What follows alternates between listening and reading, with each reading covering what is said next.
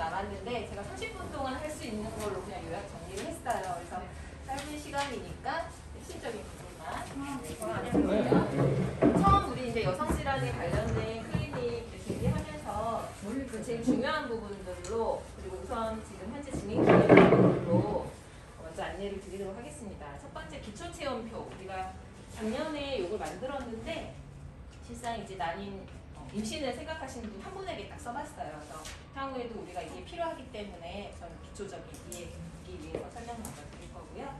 그 다음에 질환별로 우리가 여성질환 보면서 어떤 식으로 질환을 치료하고 또 목표 설정 어떻게 해야 되는지 간략하게 말씀드리도록 하고요. 세 번째 수승화학 약침은 지금 우리 치료실 선생님들께서 준비를 해주고 계시는데 그거에 대해서 정확하게 어떻게 치료가 되는 것인지 어떤 원리인지를 모르시기 때문에 이 부분 자세하게 말씀드리겠습니다. 그리고 산후조리, 유산후조리, 유산방지 치료와 관련된 거 프로그램 이어서 말씀드리도록 할게요. 첫 번째 기초체온표인데 이 부분은 좀 더 깊이 들어가게 되면 너무 어려운 개념이 될 것 같아서 아주 간략하게 말씀드리도록 할게요.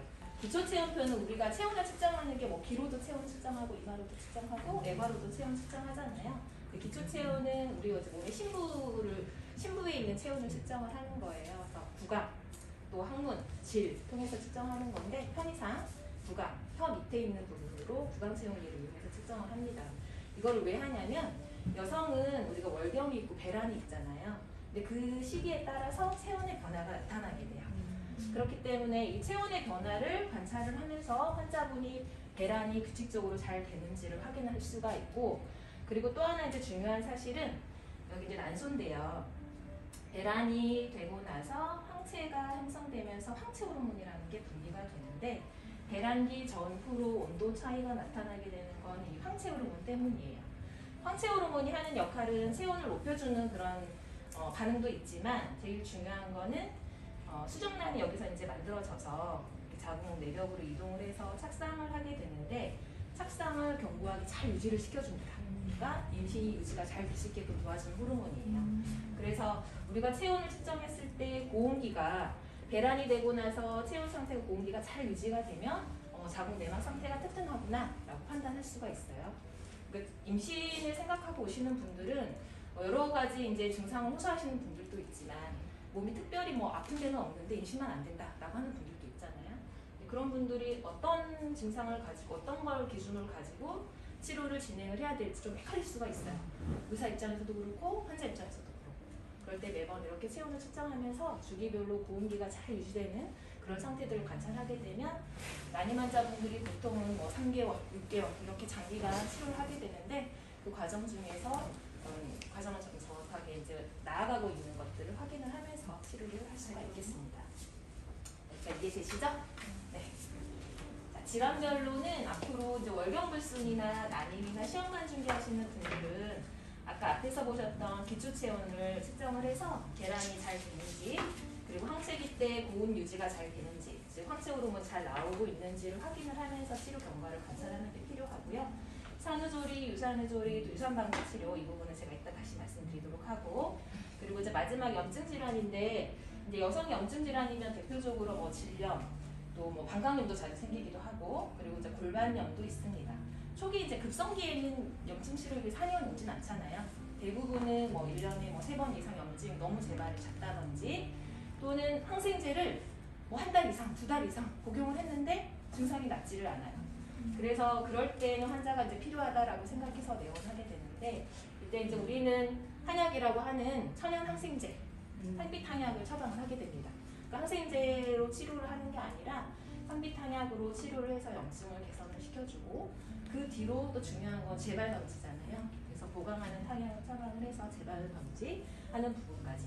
그리고 혹시나 나중에 다시 재발이 된다 하더라도 이 약은 의존성이 있는 항생제에 의존성이 있는 약이 아니기 때문에 산비탕약을 그때 또 복용을 하면서 증상의 정도가 심해지지 않기 때문에 산비탕약 복용하면서 치료하시면 되고 그리고 자육제, 외용약으로 복용해서 자육을 하실 수 있게끔 이렇게 치료를 진행을 하게 됩니다.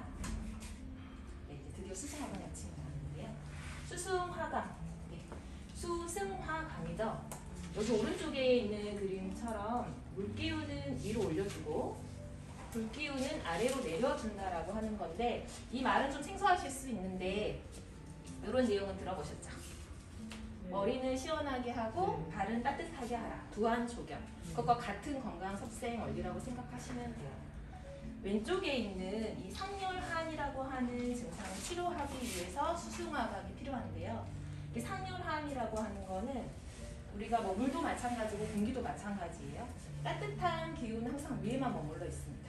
순환이 되지 않으면 아래쪽은 차갑게 되고요. 근데 위아래 상하 순환이 안 돼서 딱 격리가 되어 있는 상태가 상열하한이에요. 그러니까 결론은 상열하한이라고 하는 이 병태 상태를 개선하기 위해서 수승화각이라고 하는 치료 원리가 필요한 거예요. 상열이라고 하면 이제 대표적으로 뭐 안면 홍조, 탈모, 안구 건조, 뭐 눈이 필요하다, 고혈압이 있다, 집중력이 저하되고 두통이나 이런 증상. 그리고 하한이면 중하초가 좀 차가워지게 되는 뭐 소화불량이나 정력 감퇴, 기력 저하 증상. 또 여성에게 있어서는 생리불순이나 또 난임 여러 가지 증상들이 생기실 수 있겠죠. 그래서 요거를 기억을 하시면 됩니다. 요걸 치료하기 위해서 물기운을 위로 올리고 그래서 서늘하게 만들어주는 것이고 물기운을 아래로 내려서 아래쪽을 따뜻하게 해주는 부분이다라고 보시면 되고요. 실제로 이 아침을 어떻게 구성을 하고 있냐? 우리는 지금 첫 번째랑 두 번째 약침을 이용해서 수승화강 약침을 지금 하고 있는데요. 저는 이제 이전에는 수승화강에 해당되는 약침을 따로 써왔었는데 제가 이제 1년 정도 돼 가잖아요. 그래서 막 왔을 때 지금 현재 쓰고 있는 약침들을 보니까 구성 성분상으로 수승화강 약침에 좀 접목할 수 있겠다라는 생각이 들었어요. 그래서 첫 번째 산삼바나 약침은 약체 구성은 이런데 쉽게 말하면 산삼이라고 하는 몸을 순환시켜주는 기를 많이 보강시켜줄 수 있는 약이죠. 그 약재가 들어있고 뭐 텍사, 분명, 배출, 저렴 이 부분은 우리 셋업 드링크 아시죠? 네, 몸의 노폐물, 수동 노폐물을 좀 빼줄 수 있는 약재입니다. 그리고 그 외에도 몸의 순환을 도와주고 아랫배를 좀 따뜻하게 해줄 수 있는 약재로 구성이 되어 있기 때문에 실상은 아래는 좀 차가워지게 되면 습해지기가 쉽고 그렇게 되면 염증성 질환이 생길 수가 있어요. 난소 무록도 재발이 잘 되고요. 그래서 질염이라든지 난소 무록처럼 몸의 노폐물이 계속 습단이 생겨서 나타나는 그런 질환을 치료하는 데 응용하면 좋겠다라는 생각이 들어서 저는 산삼바나 약침 같은 경우는 이제 오시면 서해부 쪽하고 자궁점에 해당되는 아랫배 쪽 위주로 약침을 놔드리고 있습니다. 두 번째 소염직통 약침은 우리 한의원에 제일 많이 쓰는 약침이죠. 전 통증에만 쓴다라고 생각을 하지만 실상은 여기에는 염증을 가라앉혀주고 통증을 멈추게 해준다라고 하는 약재들이 구성이 되어 있는데 뭐 황련, 치자 이런 약재들은 아까 말씀드렸던 어떤 상열의 증상들 개선시켜줄 수 있는 위 올라온 열을 내려줄 수 있는 약재로 되어 있고 어열을 제거해주고 또 긴장되어 있는 근육을 풀어주는 그런 약재 구성으로 되어 있어요. 그래서 저는 이제 이 부분을 풍지라든지 견적 그리고 등 쪽에 있는 어떤 배수혈 악통점을 확인을 해서 뭔가 뭉쳐있고 좀 통증이 있고 혈액순환이 안 되는 그런 부분을 개선하는 방향으로 약침을 쓰고 있습니다. 아직 이거 세 번째는 지금 도입은 안 됐어요. 안 됐는데 황 팀장님께서 잠깐 언급을 해주셔서 우선 넣어봤는데요. 만약에 이제 임신을 생각을 하시는 분이라든지 갱년기 또 월경불순 이런 분들이 오신다라고 하면 구성상으로 이제 자아거라고 하는 태반 그리고 또 우리 몸에 혈을 많이 보충시켜줄 수 있는 약재로 구성이 되어 있기 때문에 난임 여성들 중에 보면 자궁 내막이 너무 얇아서 임신이 안 되시는 경우도 있고 난소 나이가 내 나이보다 너무 많아서 그래서 임신도 안 되시는 분들이 있습니다. 그럴 때 호르몬 기능 보강시켜주는 차원에서 이 약침을 비용해보면 좋을 것 같아요. 네, 본격적으로 산후조리, 산후조리에 대해서 알려드리도록 할게요. 실제 이제 지금 진행 중인데 우선 첫 번째 산후조리약이 왜 필요할까? 한 번쯤 생각해 보셨을까요? 아무 생각이 없어요. 네, 왜 필요하실 것 같아요? 몸에 있는 그동안 살아있던 노폐물도 풀고 몸을 보강하고 이제 원래 상태로 돌아가기 위해서. 네 맞아요. 네, 원래 상태로 돌아가기 위한 약입니다. 산후조리약이라고 하는 거는 그 원래 상태로 돌아간다라고 하는 게 시기상으로는 산육기라고 하는 건데요. 산육기는 출산하고 나서 6주에서 8주, 그러니까 한 달 반에서 2달 정도 기간을 말을 해요. 그 시기에는 내가 이제 임신이 되고 40주라고 하는 기간이 지났잖아요. 자궁이 원래는 내 주먹만 하다고 합니다. 자궁만 주먹만 하는데 아이가 점차 커가면서 자궁이 크게 커져 있겠죠. 그게 그게 제대로 이제 다시 수축을 해줘야 되는 부분이 가장 핵심적인 부분인데 산육기 때는 이렇게 자궁이 퇴축이 돼야 되고 자궁 내막에 있는 그런 부산물들이 배출이 잘 돼야 될 것이고요. 그리고 이제 자궁 자체가 손상이 되어 있다라고 하는 거기 때문에 손상이 되면 우리 몸에선 자연적으로 염증 반응이 생깁니다. 그렇기 때문에 뭐 백혈구 수치라든지 이런 어떤 염증을 나타내는 지표가 올라가게 되고 또 염증에 대해서 취약해지기 때문에 면역력 저하 증상도 생기게 되고 빈혈이 있기 때문에 설문제품을 꼭 권유를 드리죠. 그리고 전체 한 20% 정도에서는 산후 우울감이 생기기 때문에 이러한 전반적인 회복 그리고 함께 나타나는 증상들을 개선하기 위해서 산후조리약이 필요하다라고 보시면 됩니다. 산후조리약을 복용하는 거는 이런 것들을 증상을 개선시키면서 산후풍을 예방을 하기 위한 가장 기본적인 치료다라고 보시면 돼요. 자궁 퇴축을 말씀드리기 한 건데 아까 제가 말씀드렸다시피 이게 이제 방광이에요. 여기가 자궁이고요. 이런 모양이죠. 내벽이 거의 약간 붙어 있다시피 합니다. 그리고 이쪽에는 이제 직장이고요. 요만한 자궁이 임신이 되면서 요만큼 커졌는데 이게 다시 회복이 돼야 되잖아요. 이게 근데 어떠한 이유로 인해서 회복이 잘 안 된다라고 하면 질환이 생기겠죠. 아무래도 자궁의 어떤 평활근 자체가 이렇게 수축이 되는 게 탄력이 떨어진다든지 아니면 안에 자궁 근종이 있거나 또는 뭐 쌍둥이 이상의 다태아 임신 이 경우에도 수축이 좀 잘 안 될 것이고요. 이런 경우에는 이제 자궁 퇴축 부전이라고 하는데 우리가 이제 이따가 말씀드리겠지만 몸의 노폐물을 제거시켜주고 자궁을 수축시켜주는 게 가장 중요한 치료예요. 그래서 제일 먼저 이렇게 들어가실 거고요. 그러면 이걸로 끝이냐? 그건 아니겠죠. 우리가 기능을 보강해주는 부분이 필요하다라고 했는데 산후풍이 자주 잘 생길 수 있는 가능성이 1번부터 7번까지 있는데 이런 가능성이 있는 분들은 산후풍 예방에 있어서 녹용이 꼭 필요해요. 가능성이 높으니까.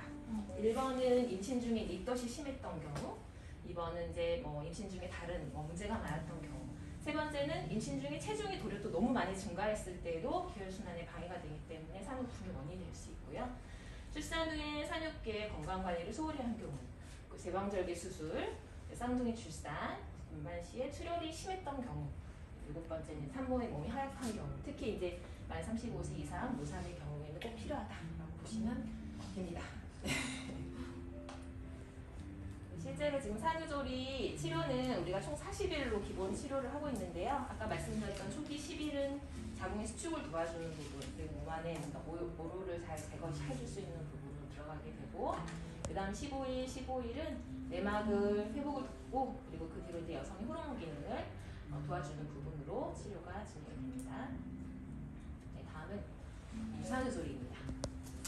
네, 유산후에도 치료가 필요할까요? 이 부분은 어떠신가요? 생각해보셨나요? 애기 낳는 거랑 똑같은 체력이 소요해요. 네, 그것도 비슷하겠어요. 네, 또 유산 후에 조리가 필요할 것 같죠. 근데 정확하게 어떤 이유 때문인지는 딱 말하기가 어렵잖아요. 그래서 이제 이 부분을 제가 넣었는데 유산은 아까 말씀하신 대로 출산의 조리만큼 중요해요. 그래서 이제 한약적으로 뭐 반산 여기에도 이제 출산할 때 산자를 붙였죠. 거의 출산과 버금갈 정도라고 하는 건데 반 껍질이 익어서 터지는 게 아니고 발로 밟아서 터뜨리는 것 같다라고 표현을 합니다. 그만큼 자궁에 미치는 영향이 크기 때문에 꼭 치료가 필요한 거라고 보시면 되고요. 네, 이거는 우리 임신 중절 또는 유산이 됐을 때 소파 수술하는 과정이에요.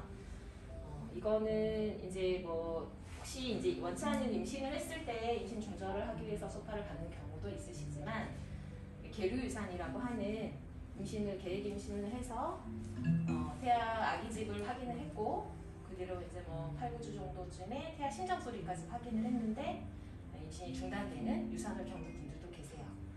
그런 경우에는 우선 1차로 이제 이렇게 흡인술을 하게 되고요. 그 뒤로는 이 도구를 이용해서 크레이시라는 도구를 이용해서 자궁의 기저층, 내막을 긁어내는 시술을 하게 되는데 대부분 이제 이 소파술을 안 하면 좋지만 하게 된다고 해요. 이걸 할 수밖에 없고 그렇게 되면 자궁의 이제 기저층이 손상이 되기 때문에 이 기저층에서 자궁의 내막이 우리가 월경을 하게 되면 주기적으로 이렇게 탈락하는 그 기능층이 있는데 그 기능층을 제대로 만들어내지 못하다 보면 내막은 점차 얇아지게 됩니다. 내막이 얇아지게 되는 현상이 생리양이 줄어들게 되는 그런 반응들을 정말 많이 호소를 하시고요. 두 번째는 자궁 유착인데 이렇게 긁어내는 과정에서 좀 더 깊이 근육층까지 손상이 된다라고 하면 염증이 생기겠죠.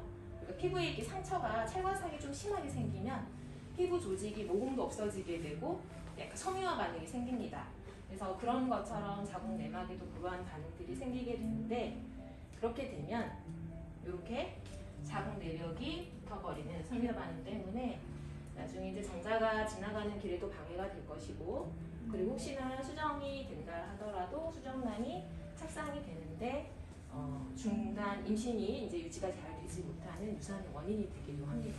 그래서 인공유산을 횟수가 증가할수록 자궁 유착 가능성도 올라가게 되고 불임에 대한 가능성도 올라간다라고 보시면 되겠죠.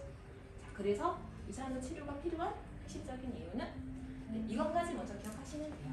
내막의 유착을 막아주는 거. 그래서 몸 안에 노폐물을 먼저 제거해서 잘 배출될 수 있도록 도와주면서 자궁 안에 생길 수 있는 합병증을 막고 또 소파 수술로 인해서 자궁 내막이 손상되는 걸 회복을 해주는 게 가장 중요할 것이고요.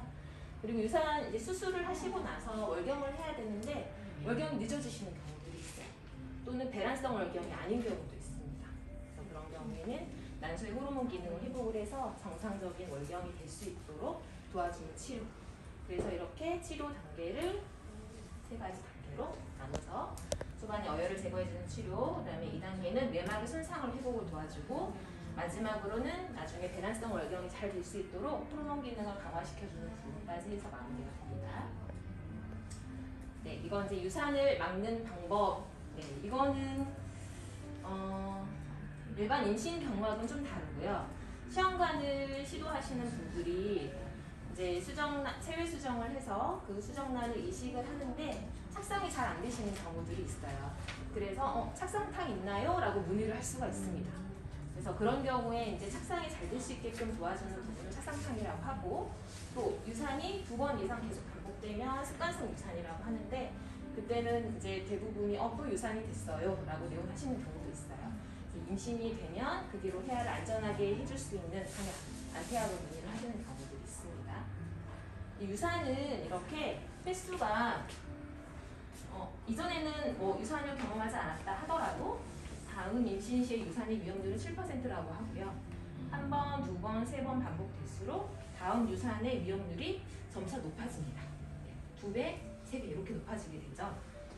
그리고 이제 유산의 이유 원인은 거의 대부분은 12주 이내에 자연유산이 한 80% 정도가 이루어진다고 하는데 대부분의 원인은 염색체 이상이라고 하고 그 이제 여기가 좀 중요합니다. 나이가 이제 고령임신, 아까 만 35세 이상이면 고령임신이라고 말씀드렸죠. 그리고 술, 카페인, 흡연, 코카인, 그다음에 풍진, 그다음에 클라미디아나 마이코플라즈마라고 하는 성병균들, 그 외에 이제 뭐 당뇨라든지, 그리고 이제 점막하 근종이라고 하는 자궁 안의 근종, 그리고 아까 유착 말씀드렸죠. 그리고 자궁 경부 무력증 이런 것들이 이제 유산의 위험 인자가 되는데 이런 부분들을 기본으로 해서 유산 방지 치료가 꼭 필요한 사람은 나이상으로 만 35세 이상 그리고 유산을 2번 이상 경험했다라고 하면 다른 분들보다 유산 가능성이 높아지기 때문에 유산 방지 치료가 필요하다라고 보면 됩니다. 스텝 1, 2, 3 이렇게 나눠놨는데요. 모든 환자분이 스텝 1부터 시작할 수는 없어요. 왜냐하면 환자분이 내원하시는 상태에 따라 다를 수 있습니다. 치유 디톡스 단계 여기 이제 이름 이렇게 붙였지만 원래 유산후 조리라고 하는 건데 이런 경우는 제가 지난번에 유산을 했는데 또 유산을 했어요. 얼마 전에. 그렇게 하게 되면 유산후 조리부터 치료가 들어갈 것이고요.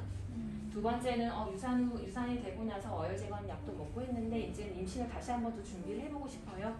라고 하면 스텝 2라고 하는 우리가 황체기 때 보온기를 확인하는 한 3개월 이상의 치료가 필요할 것이고 또는 시험관 준비를 하기 위해서 내원하신 분들도 한 3개월 정도 치료가 필요합니다.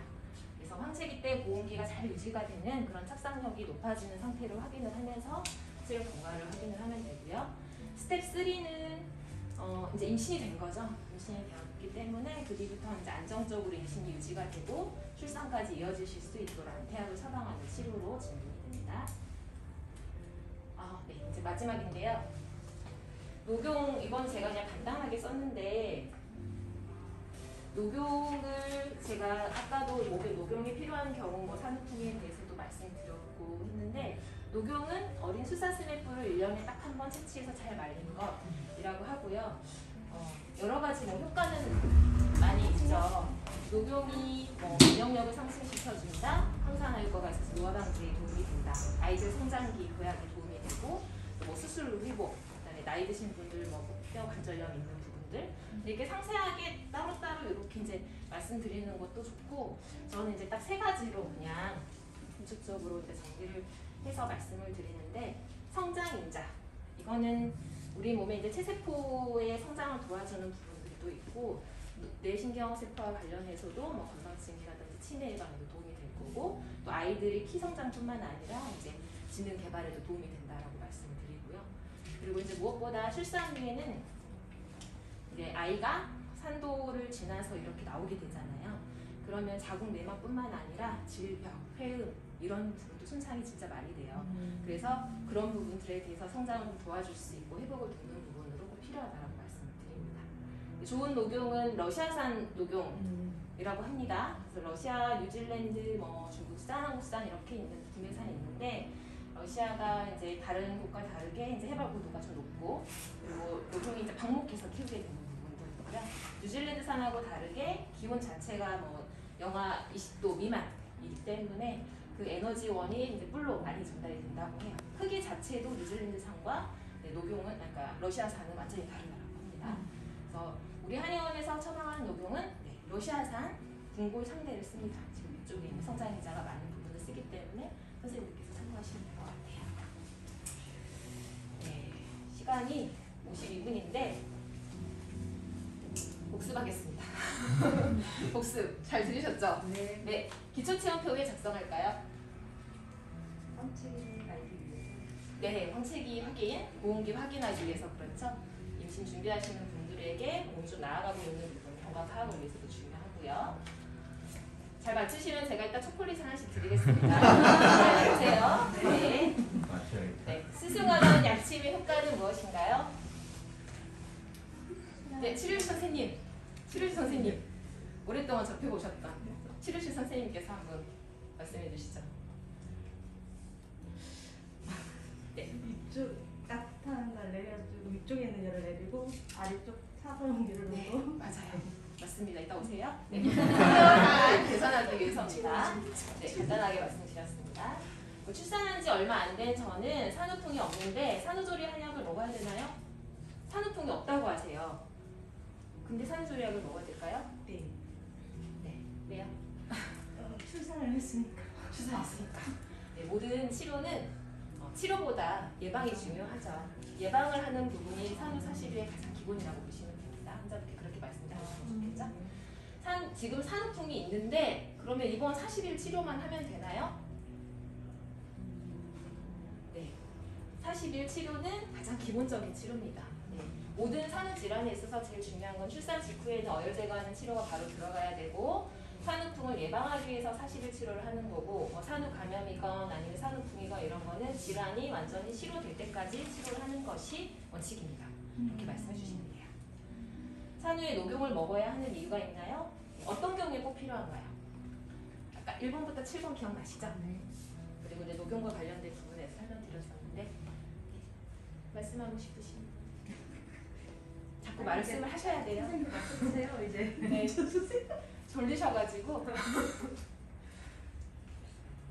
네, 출산 후에 녹용을 먹어야 하는 이유는 어떤 산도의 손상, 그리고 여성 호르몬 기능을 회복시켜주는 부분도 필요하고, 산후풍이라고 하는 게 이제 정말 그 체세포였던 파괴도 좀 있지만 어떤 몸의 전체적인 관절 부분을 회복하는 부분도 좀 필요하고요. 그리고 나중에 정상적인 월경을 할 수 있도록 호르몬 기능을 도와주는 부분까지, 그래서 녹용은 꼭 필요하다 말씀드리면 됩니다.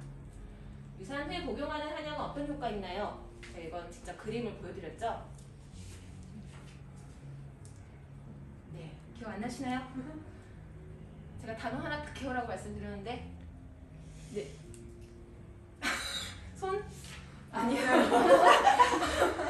네, 자궁 유착을 막기 위해서입니다. 자궁 유착, 자궁 내막이 얇아지기 쉽기 때문에 정상적으로 나중에 월경을 할 수 있고, 또 불임을 예방하는 효과도 있고, 그리고 월경 불순을 예방을 해주기 위해서 유산 후에 한약을 복용을 해야 되죠. 네, 이상입니다. 네, 네, 감사합니다. 네.